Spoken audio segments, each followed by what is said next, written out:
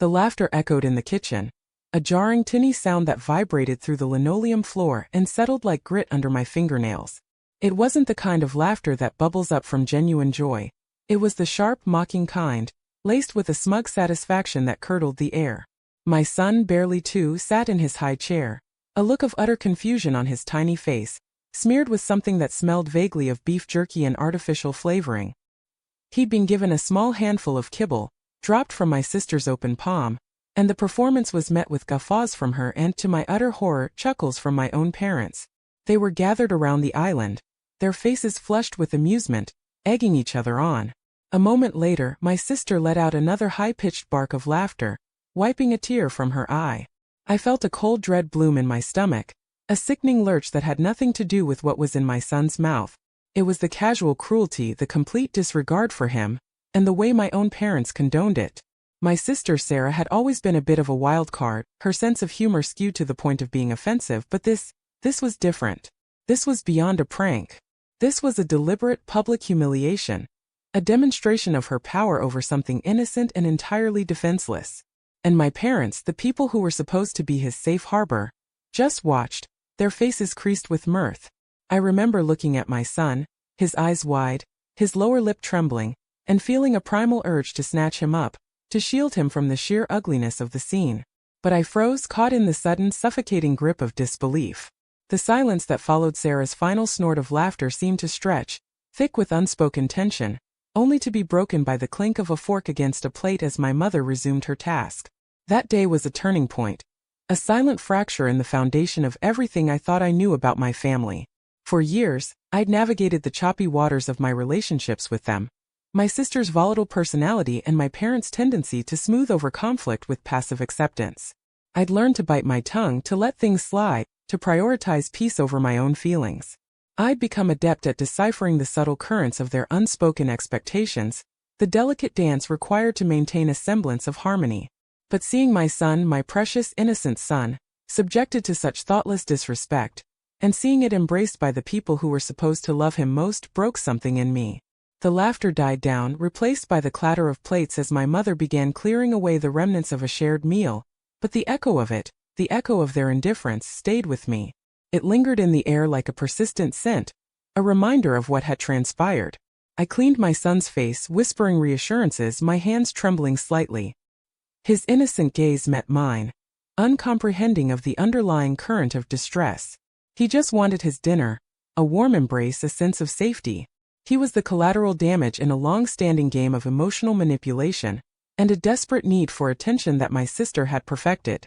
My parents, bless their hearts, were enablers, their desire for harmony often translating into a blind eye to real harm.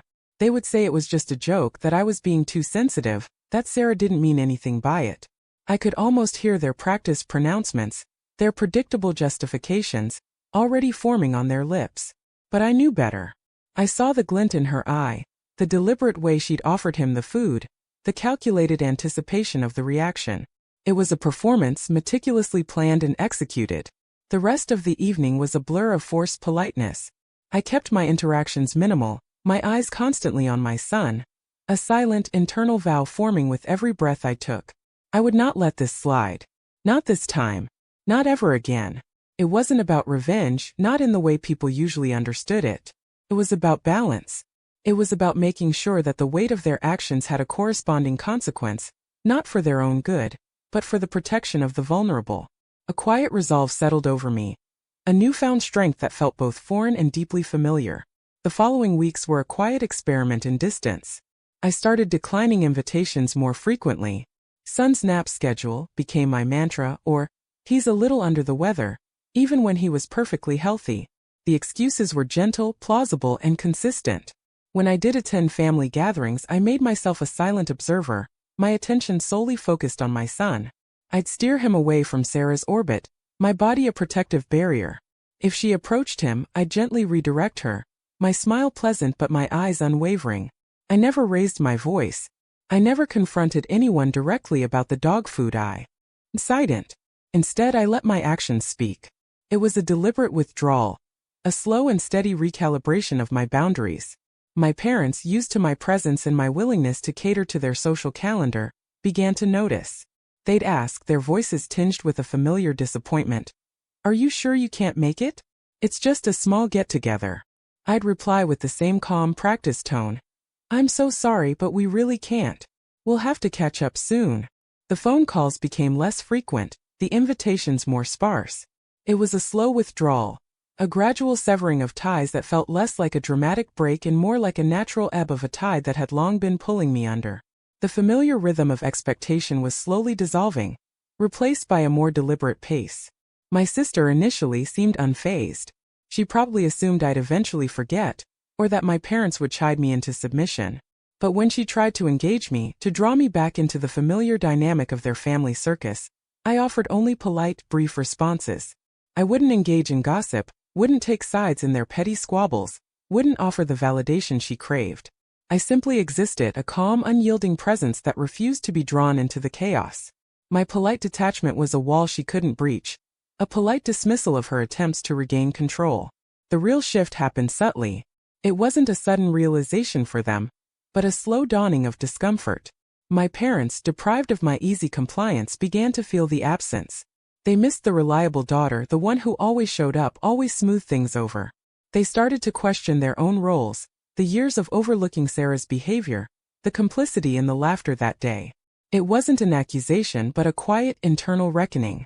The comfortable equilibrium they had established was beginning to feel less comfortable, more like a precarious imbalance.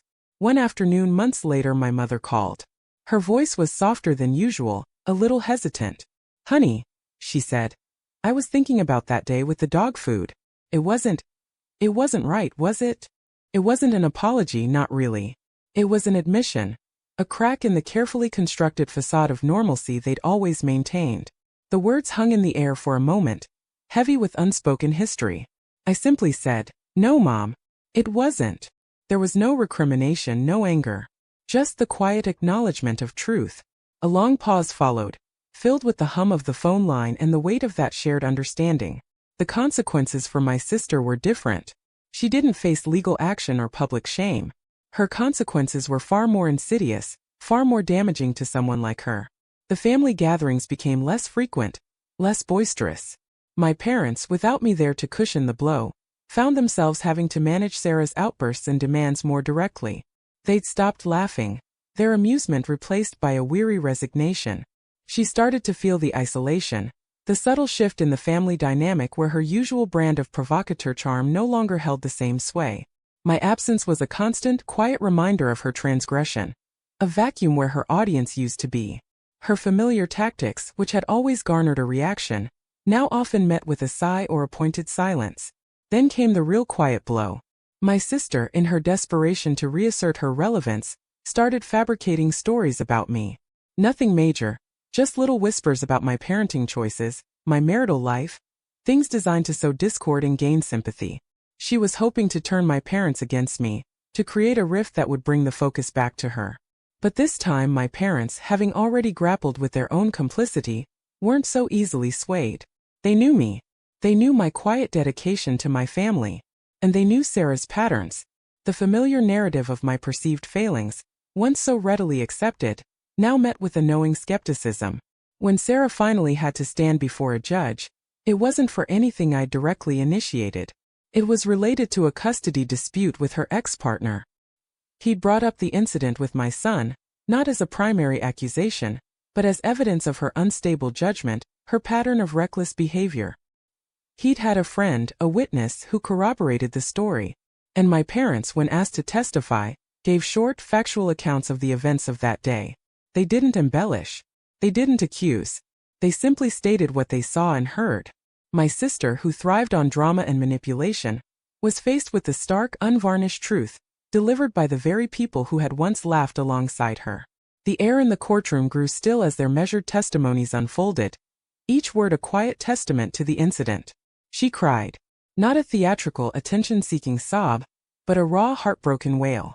She looked at me, her eyes wide with a mixture of betrayal and desperation, as if expecting me to intervene, to save her from the consequences of her own actions. But I just stood there, my gaze steady, my heart surprisingly calm. I had done what I had to do. I had protected my son, and in doing so, I had finally established a boundary that could not be crossed. The judge's decision wasn't about the dog food, of course, but the quiet confirmation of her instability, the undeniable ripple effect of that single cruel act, played a part. The outcome wasn't a dramatic downfall, but a quiet, deserved loss of leverage, a stark reminder that actions, however seemingly small or humorous, have weight. The final pronouncement from the bench was delivered with a gravity that belied the initial triviality of the family incident, serving as a solemn validation of its impact. The aftermath was quiet. The family dinners, when they happened, were tense, punctuated by long silences. Sarah rarely initiated conversations, her usual boisterous energy subdued. My parents, stripped of their ability to placate and avoid, seemed older, quieter. They'd finally acknowledged the damage, the years of enabling, the cost of their passive approach. The laughter had been replaced by a heavy, undeniable silence, a silence that spoke volumes. I continued to keep my distance, my son always my priority. The emotional justice wasn't a grand pronouncement, but a subtle, pervasive shift, a recalibration of respect that finally felt earned. The air in those infrequent gatherings was thick with unspoken regrets and a newfound, fragile understanding.